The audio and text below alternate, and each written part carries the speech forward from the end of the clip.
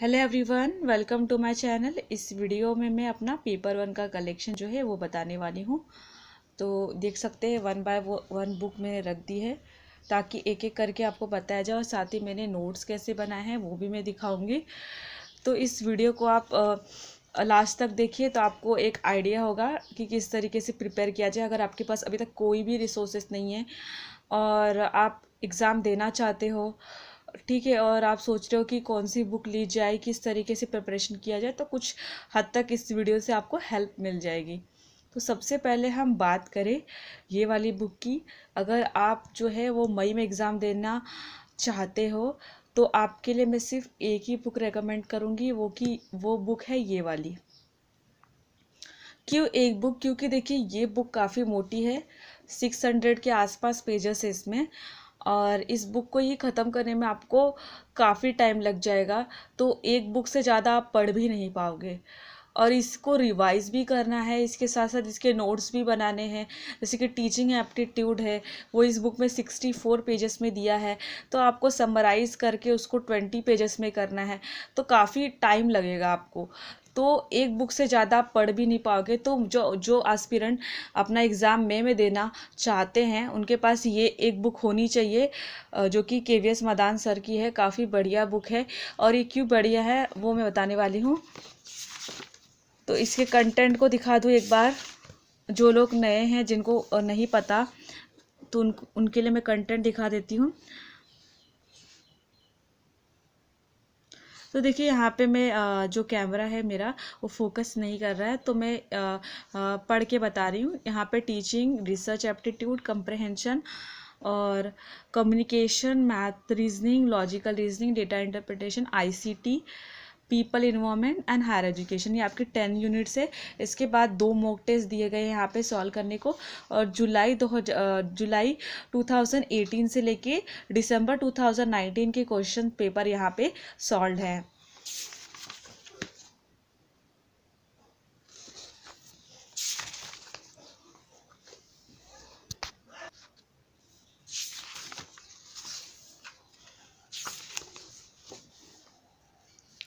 और मैं बोलना चाहती हूँ कि जिनके पास ये वाली एडिशन है उनको रिक्वायरमेंट है कि वो ये 4th एडिशन की बुक ले सकते हैं, क्योंकि देखिए काफ़ी कंटेंट चेंज हो चुका है। ठीक है, मैंने खुद मैच करके देखा है तो मुझे लगा कि ये वाली बुक ज़्यादा यूज़फुल है। उसमें काफ़ी कम कंटेंट है 2nd एडिशन वाली में। और जिनके पास ऑरेंज वाली बुक है 3rd एडिशन, तो वो उनको लेने की कोई रिक्वायरमेंट नहीं है। अब बात करें ये टीचिंग एप्टीट्यूड, आप देख सकते हो यहाँ पे, और काफ़ी डिटेल में हर एक कंटेंट दिया गया है, देख सकते हैं।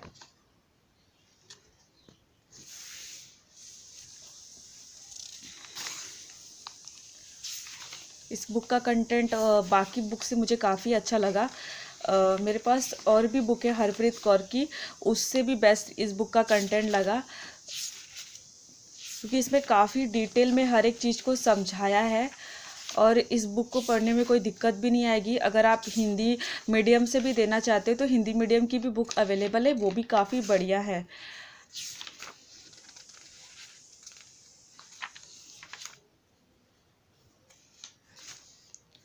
तो देख सकते हैं ये टीचिंग एप्टीट्यूड ही चल रहा है, और काफ़ी कंटेंट है इसके अंदर पढ़ने के लिए।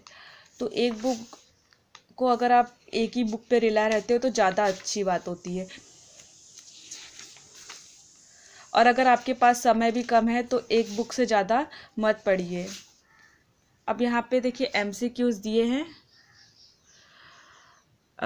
टॉपिक वाइज MCQs दिए हैं। ये वाले MCQs काफ़ी आसान हैं, आप इसे करेंगे तो आपको कॉन्फिडेंस आ जाएगा कि हाँ, कि आप कर सकते हैं अच्छे से MCQs, तो आपको एक कॉन्फिडेंस आएगा। इसलिए थोड़े आसान MCQs यहाँ पे, और ये पुराने MCQs है। कहीं कहीं पे देखिए दिसंबर 2002, 1997 ऐसे MCQs है, इतने पुराने ईयर्स के।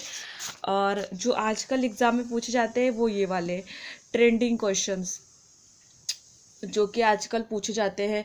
जैसे कि आपके सामने ये स्टेटमेंट्स दे दिया, और आपको कोड दे देंगे, आपको सिलेक्ट करना है कि कौन सा इस सिचुएशन के हिसाब से राइट होगा। तो ये क्वेश्चन जो है वो ज़्यादा आजकल आ रहे हैं एग्ज़ाम में। तो ये वाले क्वेश्चंस भी यहाँ पे दिए गए हैं। देखिए ये वाले टाइप के क्वेश्चंस काफ़ी आते हैं, अगर आपने देखा होगा। आंसर कीज भी दी गई है, इसी तरीके से बाकी की भी सब यूनिट्स है, मैथ रीजनिंग भी है यहाँ पे, सारी की सारी यूनिट्स है। तो आप एक ही बुक को अच्छे से कंप्लीट कीजिए। जो लोग मेन एग्ज़ाम देना चाहते हैं उनके लिए रिकमेंडेशन यही रहेगी। अब जो लंबे समय के लिए प्रिपेयर करना चाहते हैं, मेरा मतलब है जो दिसंबर में देना चाहते हैं उनको मतलब उनके पास काफ़ी समय है, ठीक है, तो वो एक से ज़्यादा बुक रेफ़र कर पाएंगे। पर जो मई में देना चाहते हैं वो एक ही बुक पे रिलाय करें। अब हम बात करें और क्या क्या सोर्सेस जिससे पेपर 1 की प्रिपरेशन की जा सकती है, तो मैं अपने कलेक्शन भी दिखा रही हूँ साथ साथ और बता भी रही हूँ। तो ये रिसर्च मैथोलॉजी की बुक है मेरे पास, CR कोठारी की, और ये 3rd एडिशन है। और ये बुक जो है मेनली यूज़ की जा सकती है जो आपका रिसर्च एप्टीट्यूड है उसके लिए, और जो आप जानते हैं PhD के लिए भी यूज़फुल होती है कि रिसर्च क्या होता है वो समझने के लिए, ठीक है। रिसर्च में काफ़ी कॉन्सेप्ट होते हैं जिसके बारे में अंडरस्टैंडिंग होनी चाहिए, जैसे क्वालिटेटिव रिसर्च क्या है, क्वांटिटेटिव रिसर्च क्या है, आपका सैम्पलिंग क्या हो गया, हाइपोथेसिस टेस्टिंग क्या है। तो ये सब बेसिक नॉलेज आपके पास होना चाहिए, ठीक है। आप रिसर्च करने जा रहे हो रिसर्च के फील्ड में, तो आपको रिसर्च के बारे में पता होना चाहिए। तो आपको एक नॉलेज की रिक्वायरमेंट होगी, तो आप उस बुक में तो दिया ही है, पर मेरी रिकमेंडेशन है कि एक बार एक पूरी रिसर्च मैथोलॉजी की प्रॉपर बुक अगर आप पढ़ेंगे तो आपको ज़्यादा अंडरस्टैंडिंग होगी। तो अगर आप लंबे समय के लिए प्रिपेयर करना चाहते हैं तो ये बुक के साथ भी जा सकते हैं। और इसमें मैं बता दूं आपका जो टाइप्स है, ऑब्जेक्टिव्स है रिसर्च का, रिसर्च के प्रोसेस है वो दिए गए हैं, रिसर्च के प्रॉब्लम दिए गए हैं, और साथ ही साथ आपका रिसर्च डिज़ाइन और सैम्पलिंग सर्वे है आपका। सैम्पलिंग में आपको प्रोबेबिलिटी, नॉन प्रोबेबिलिटी सैम्पलिंग बहुत इंपॉर्टेंट है जिस पे एग्ज़ाम में क्वेश्चंस पूछे जाते हैं, ओके। जो स्केलिंग है, मेजरमेंट है, ये भी इम्पोर्टेंट है। उसके बाद डेटा कलेक्शन, डेटा प्रिपरेशन, और आपका स्टैटिस्टिक्स। तो यहाँ पे स्टैटिस्टिक्स जो है ना बेसिक दिया गया है, ठीक है। जो भी स्टैटिस्टिक के कंटेंट दिए है वो बेसिक से, मतलब मीन क्या है, मीडियन क्या है, मोड क्या, ऐसे बताया गया है। मीन के अंदर के टाइप्स जैसे अर्थमेटिक मीन है, ज्योमेट्रिक, तो ज़्यादा डिटेल में और प्रॉपर्टीज़ वगैरह डिस्कस नहीं है यहाँ पे, वो मैंने देखा है। इसके अलावा सैम्पलिंग के जो एडवांस टॉपिक्स है वो भी यहाँ पे डिस्कस है आप। और जो हाइपोथेसिस टेस्टिंग है वो तो काफ़ी इंपॉर्टेंट है। टाइप 1 एरर क्या होता है, टाइप 2 एरर क्या होता है, लेवल ऑफ सिग्निफिकेंस क्या है, पावर ऑफ टेस्ट क्या है, 2 टेल टेस्ट क्या है, 1 टेल टेस्ट क्या है, ये सब के बारे में आपको नॉलेज होनी चाहिए, क्योंकि नेट एग्जाम में भी काफ़ी क्वेश्चन पूछा जाता है। और आपका सब्जेक्ट कॉमर्स है तो उसमें भी हेल्पफुल हो जाएगा, क्योंकि उसमें भी ये सारे टॉपिक्स पूछे जाते हैं स्टैटिस्टिक्स के अंदर। और यहाँ पे काई स्क्वायर टेस्ट जो है वो स्टैटिस्टिक्स के अंदर पूछा जाता है, और आपका अनोवा हो गया वो भी पूछा जाता है। नॉन पैरामेट्रिक टेस्ट भी आते हैं एग्ज़ाम में, उनके बारे में भी पूछा जाता है, तो यहाँ पे दिए गए हैं। लाइनर रिग्रेशन है, और इसके साथ साथ रिपोर्ट राइटिंग भी यहाँ पे दिया गया है। तो काफ़ी टॉपिक्स है जो कि कॉमर्स वाले स्टूडेंट के लिए भी हेल्पफुल होगी ये बुक, स्टैटिस्टिक्स का कुछ पार्ट कवर करने के लिए, और साथ ही साथ पेपर 1 का रिसर्च एप्टीट्यूड भी कवर करने के लिए। तो इसलिए मैंने ये बुक अपने पास रखी है ताकि जो है नॉलेज अंडरस्टैंडिंग हो सके। तो ये मेरे कलेक्शन में है। और नेक्स्ट अगर हम बात करें ये वाली बुक की, तो ये मैंने क्वेश्चन पेपर्स देखने के लिए लिया था, मतलब सॉल्व करने के लिए कि कैसे क्वेश्चंस आते हैं।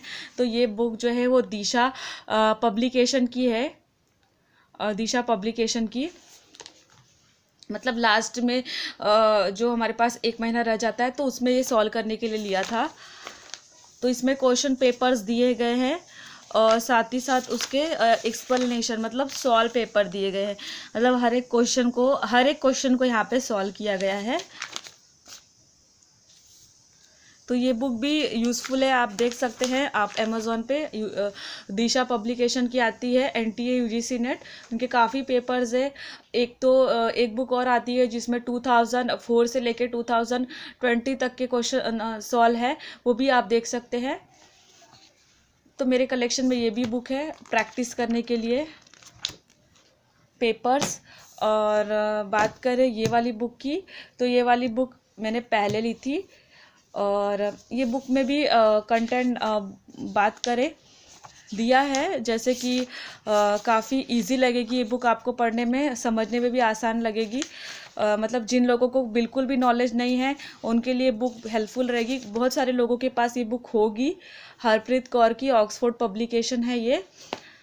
और यहाँ पे एक जो MCQs है उसमें ऐसे बताया नहीं है कि कौन से टॉपिक से क्या MCQs आ रहे हैं, जैसे कि KVS मदान सर की बुक में देखा था हमने कि टॉपिक वाइज दिए गए थे, पर यहाँ पे ऐसा नहीं है। और साथ ही साथ प्रीवियस ईयर क्वेश्चंस यहाँ पे मिल जाएंगे टॉपिक वाइज। जैसे टीचिंग एप्टीट्यूड में जनवरी 2017 में क्या आया था, अगस्त 2016 में क्या आया था, इस तरीके से करके 2004 तक के टॉपिक वाइज MCQs यहाँ पे दिए गए हैं। और ये बुक में compare to KVS Madan sir की बुक के कंपैरिजन में इस बुक में काफ़ी कम कंटेंट है, ठीक है, क्योंकि आप जानते हो कि एग्ज़ाम का लेवल डे बाय डे बढ़ते जा रहा है। तो इसलिए मैं आपको रेकमेंड कर रही हूँ कि आप KVS मदान सर की बुक ही रेफ़र कीजिए, क्योंकि मैंने पर्सनली बुक पढ़ी है और मुझे यहाँ पे ये बुक पढ़ने के बाद जैसे क्वेश्चंस आते हैं ना, वैसे क्वेश्चन ये बुक को पढ़ने के बाद सॉल्व नहीं होते। खाली एक बैकग्राउंड नॉलेज के लिए, एक अंडरस्टैंडिंग के लिए ठीक है ये बुक। अब बात करें, और देखिए दोस्तों ये सारा मेरा पर्सनल एक्सपीरियंस है, मैं अपने पर्सनल एक्सपीरियंस के हिसाब से बता रही हूँ। आपके लिए हो सकता है कोई और बुक यूज़फुल हो, तो आपको जो बुक की लैंग्वेज पसंद आती है आप वो बुक लेने जाइए, ठीक है। अब बात करें, ये वाली बुक तो मैंने आपको बता दी, सेकेंड एडिशन वाली बुक है और इसमें इसे भी पढ़ा है मैंने, इसे लिया था मैंने। तो इसमें भी जिनके पास ये बुक है उनको रिकमेंडेशन है कि वो 4th एडिशन ले सकते, क्योंकि काफ़ी कंटेंट जो है वो ऐड हो चुका है। देखिए इसमें उसके मुकाबले कुछ बहुत ही कम कंटेंट है। अब हम बात करते हैं कि जो लोग लंबे समय के लिए प्रिपेयर कर रहे हैं, ठीक है, जैसे कि दिसंबर में जो होने वाला एग्ज़ाम है उसके लिए, तो देखिए आपको काफ़ी क्वेश्चंस को सॉल्व करने की रिक्वायरमेंट होगी। जैसे कि मैथ्स, रीजनिंग हो गया, लॉजिकल रीजनिंग है और RC है, डेटा इंटरप्रिटेशन, इस पे आपकी कमांड होनी चाहिए, तभी आपका जो है GRF जो है वो आप ले सकते हैं। अब देखिए इस बुक की बात करें तो इसमें तो आप थियोरी के जो थियोरी का पोर्शन है वो अच्छे से बना लोगे, ठीक है, आपकी जो थियोरी का पोर्शन है वो आप इस बुक से अच्छे से बना लोगे। पर बात करें तो जो आपका मैथ्स, रीजनिंग है, डेटा इंटरप्रिटेशन है, रीडिंग कम्प्रिहेंशन है, तो ये जो आपकी प्रैक्टिकल यूनिट्स हो गई, उसके लिए आपको डेली प्रैक्टिस करने की रिक्वायरमेंट है। तो आपको बहुत सारे क्वेश्चंस की ज़रूरत पड़ेगी। ऑनलाइन तो आपको मिल ही जाएगा, पर सजेशन ये कि कुछ आप ऑफलाइन कंटेंट भी रखें। तो अगर आपके कोई फ्रेंड्स रहेंगे जिन्होंने बैंकिंग के एग्ज़ाम दी होगी तो आप उनसे भी बोरो कर सकते हैं। ये बुक्स होती है बैंक PO की, या बात करें IBPS PO की, SBI PO की, जो भी बुक्स आपको मिल जाए, ठीक है, बैंकिंग एग्जाम से रिलेटेड, तो आप उनसे वो बुक लेके ना यहाँ पे वो जो आपका 4 यूनिट है उसकी प्रैक्टिस कर सकते हो इस बुक से, ठीक है। आपको मतलब यहाँ पे क्वेश्चंस भी दिए होते हैं सॉल्व, तो आपको ज़्यादा अंडरस्टैंडिंग होगी। और यहाँ पे जो बैंकिंग एग्जाम में क्वेश्चंस आते हैं थोड़े हायर लेवल के होते हैं, तो आप उनको बनाने की कोशिश करोगे ना, तो आप जो नेट एग्ज़ाम के क्वेश्चन है उसको आसानी से बना लोगे। तो अगर हम बात करें इस बुक में क्या क्या कंटेंट है, कोई भी बुक आप ले सकते हो। मेरे पास दिशा पब्लिकेशन की काफ़ी ओल्ड बुक है, दिशा पब्लिकेशन की है। इस अरिहंत की भी आती है बैंकिंग एग्जाम की, आप वो भी देख सकते हो, ठीक है। सिर्फ आपको मतलब पब्लिशर से लेना देना नहीं है, आपको बस उनका कंटेंट देखना है कि हर एक बैंकिंग एग्जाम बुक में ये सारे कंटेंट होते ही हैं। उनको क्वांटिटेटिव एप्टीट्यूड होता है, डेटा इंटरप्रिटेशन होता है, रीजनिंग एबिलिटी होती है। तो आपको यहाँ से अपने टॉपिक्स उठाने हैं बस। और यहाँ पे RC हो गया आपका। तो यहाँ पे क्या क्या कंटेंट आप यूज़ कर सकते हो इस बुक से, तो देखिए यहाँ पे एवरेज दिया है, percentage, ratio and proportion, profit and loss, simple and compound interest, time and work, distance, speed and time, mensuration, clock and calendar. और इसके साथ साथ डेटा इंटरप्रिटेशन के काफ़ी क्वेश्चंस होते हैं इस बुक में, थोड़े हायर लेवल के होते हैं, तो उनको भी बनाएंगे तो आपका एग्ज़ाम जो है आसानी से क्रैक हो जाएगा। क्योंकि देखिए GRF के लिए आपको ना ये 4 यूनिट्स पे कमांड होनी चाहिए, ठीक है। अब बात करें लॉजिकल रीजनिंग की, तो इसमें एनालॉजी है, सीरीज़ है, कोडिंग डिकोडिंग, डायरेक्शन डिस्टेंस यहाँ पे भी है, blood relations, statement and argument, syllogism, तो ये सारे टॉपिक्स आप यहाँ से बना सकते हो। इसके साथ साथ रीडिंग कम्प्रहेंशन भी। तो ये 4 यूनिट को आप बैंकिंग एग्ज़ाम की बुक से आप प्रिपेयर कर सकते हो। इसके साथ साथ मेरे पास ये वाली बुक भी है जिसमें कि ये स्पीड बढ़ाने के लिए होती है। तो यहाँ पे देखिए, यहाँ पे ये वाली बुक है, इसका कवर पेज में दिखा देती हूँ, शायद आपके किसी फ्रेंड के पास अवेलेबल हो तो आप उनसे बोरो करके पढ़ सकते हैं। तो देखिए यहाँ पे जैसे क्वेश्चन दिए हैं, जैसे कि नंबर्स के हैं, तो यहाँ पे आपको दिए रहेंगे क्वेश्चंस, जैसे 30 क्वेश्चंस यहाँ पे दिए हैं। तो देखिए यहाँ पे इसको सॉल्व करना है, यहाँ पे अपने जो भी रिस्पॉन्स है उसको मार्क करना है। इसके बाद यहाँ पे इसके सॉल्यूशन दिए हैं। ऐसे यहाँ पे जितना भी आपके बैंकिंग एग्ज़ाम में आता है वो सारे कंटेंट यहाँ पे मिल जाएंगे आपको। देखो यहाँ पे सॉल्व है हर एक क्वेश्चन। इसी तरीके से इसमें हिंट्स एंड सॉल्यूशन भी दिए होते हैं। और यहाँ पे कुछ कुछ आपको कंप्यूटर नॉलेज के लिए भी मिल जाएंगे जो कि यहाँ पे दिया गया है। आरसी के भी क्वेश्चन है यहाँ पे। प्रैक्टिस के लिए आप जितना प्रैक्टिस करें ना उतना बढ़िया होता है इस एग्ज़ाम के लिए, क्योंकि आपको वहाँ पे एक टाइम में रह के करना होता है पेपर सॉल्व। तो अगर आपने काफ़ी प्रैक्टिस की है तो आप आसानी से कर ले जाएंगे। और एक टाइम के हिसाब से कीजिए, एक टाइम रख के। तो देखिए यहाँ पे इसी तरीके से दिए गए हैं क्वेश्चंस और पीछे उसके सॉल्यूशन दिए। तो यहाँ पे गाइड बुक्स की यही खासियत है। अब देखिए यहाँ पे इनका काफ़ी अच्छा एक्सप्लेनेशन होता है, मुझे काफ़ी अच्छा लगा। मैथ्स वाले पोर्शन का एक्सप्लेनेशन मुझे काफ़ी अच्छा लगा यहाँ पे, कि ऐसे ही क्वेश्चन एग्ज़ाम में भी आते हैं, देख सकते हैं इस तरीके के क्वेश्चंस होते हैं। यहाँ पे कैमरा फोकस नहीं कर रहा है तो मैं बता सकती हूँ काफ़ी बढ़िया क्वेश्चंस यहाँ पे दिए गए हैं। क्वेश्चंस का लेवल काफ़ी अच्छा है। तो यहाँ पे मैंने अपने पूरा बुक का कलेक्शन आपको दिखा दिया। अब मैं नोट्स दिखा देती हूँ। तो देखिए नोट्स इस तरीके से मैंने बनाए हैं। ये पीपल इन्वायरमेंट के नोट्स है मेरे। और नोट्स को ज़्यादातर हो सके तो सिंपल और शॉर्ट रखने की कोशिश कीजिए, ठीक है, ताकि आपको रिवाइज़ करने में आसानी हो। और आपको ऐसा नहीं करना है कि पूरी एक बुक में टीचिंग एप्टीट्यूड, एक बुक में पूरा रिसर्च एप्टीट्यूड, तो आपको रिवाइज़ करने में काफ़ी टाइम लगेगा। तो एक बुक में हो सके तो 5 यूनिट तो इंक्लूड करने की कोशिश कीजिए। और काफ़ी शॉर्ट बनाना है आपको, जैसे कि मैंने इसी बुक में अपना पीपल इन्वायरमेंट भी बनाया है। अब देखिए हमारा ये है नेशनल एजुकेशन पॉलिसी जो आई थी, वो भी मैंने लिख के रखा है। तो जो भी करंट अफेयर्स होते हैं वो भी साथ में साथ लिखते चलती हूँ। और ये हायर एजुकेशन सिस्टम देख सकते हैं, यहाँ पे कहीं पे कुछ कुछ हिंदी भी मैंने यूज़ किया है। तो इस तरीके से आप भी बना सकते हैं जिनको नोट्स के बारे में आइडिया नहीं है। देखिए यहाँ पे जो आपके इंस्टीट्यूट्स होते हैं, रैंकिंग होती है, वो भी लिख के ले लेना है। उसके बाद जो आपका ये वाला है हायर एजुकेशन का पोर्शन, चार्टर एक्ट है, मकुलस मिनट है, प्री इंडिपेंडेंस का, और उसके साथ साथ जो आपका पोस्ट इंडिपेंडेंस का, तो वो सारा कुछ मैंने लिख के रखा है। और यहाँ पे मैंने समरी भी बनाई है, जो भी क्वेश्चन सॉल्व करती थी उसको 1 लाइन में जो है यहाँ पे लिखते चली गई। जो क्वेश्चंस जो MCQ सॉल्व के उसी को मैंने यहाँ पे 1 लाइन में लिखा है। और ये जो यूनिवर्सिटीज़ होती है इसके बारे में भी डेटा कलेक्ट कर लेना। और यहाँ पे कुछ कुछ पेज मेरे ब्लैंक है कि उसमें एडिशन करनी है। फिर इसी में देखिए हायर एजुकेशन हो गया, टीचिंग एप्टीट्यूड भी मैंने इंक्लूड किया है।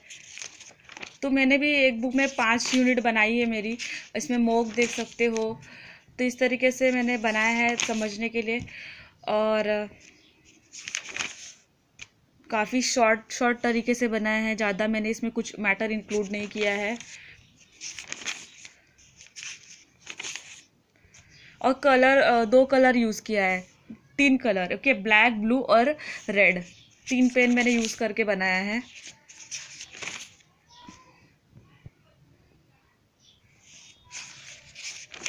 और कुछ कुछ टॉपिक प्रीवियस ईयर क्वेश्चन से सॉल्व किया, तो जो कि कहीं नहीं मिलते थे, तो उसको इंटरनेट पे सर्च करके भी मैंने लिखा है।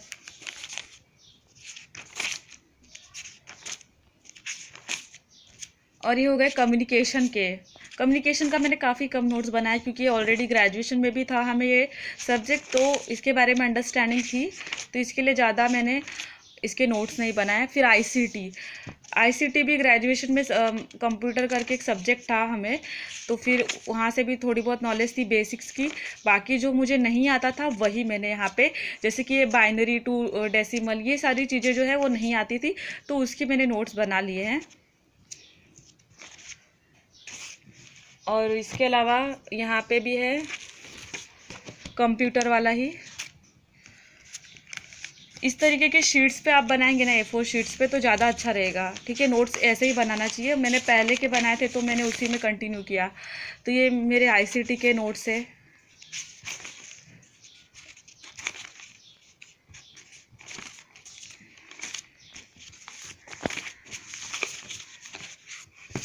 और ये मैथ्स रीजनिंग के है। मैथ्स रीजनिंग के लिए तो मेरी पूरी बुक ही भर गई है सॉल्व कर करके।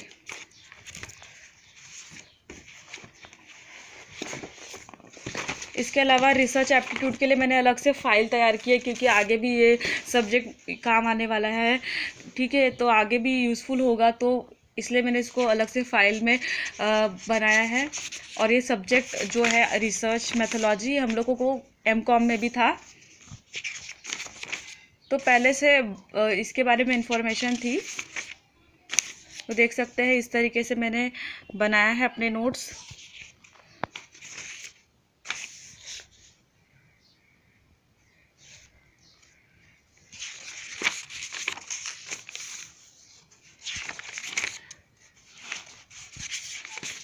अभी भी इसमें कुछ कुछ टॉपिक्स इंक्लूड करने हैं, जैसे हाइपोथेसिस टेस्टिंग हो गया, सैम्पलिंग हो गया, तो टॉपिक भी इसमें इंक्लूड करने हैं। तो यहाँ पे ब्लैंक है।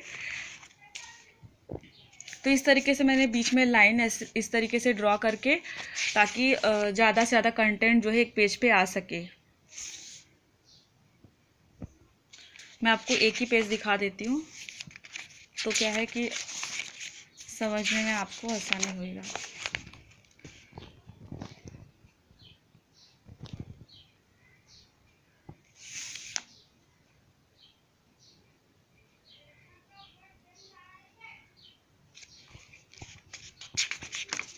तो इस तरीके से मैंने अपने नोट्स भी आपको दिखाए हैं कि किस तरीके से मैंने बनाए हैं।